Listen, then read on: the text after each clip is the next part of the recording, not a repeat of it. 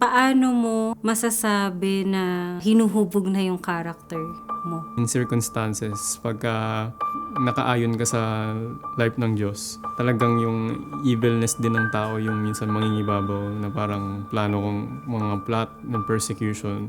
Nakakaranas ka ng makakaranas po persecution. talaga ganun. Yung parang pinag-iinitan ka ng tao kahit wala ka pang ginagawa.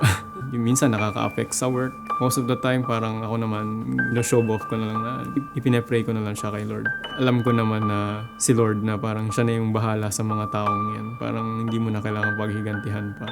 Ano yung naging result? Inalis niya ako sa ganong situation, inalis niya ako sa and then nilipat po ako sa ibang department. Doon na din sa department na yun, doon na po parang nagkaroon ako ng promotion na po. Anong mabibigay mong encouragement dun sa mga kagaya mo na engineer na nakakaranas din ng struggle sa work? Ang masasabi ko po talaga is yung obedience is better than sacrifice.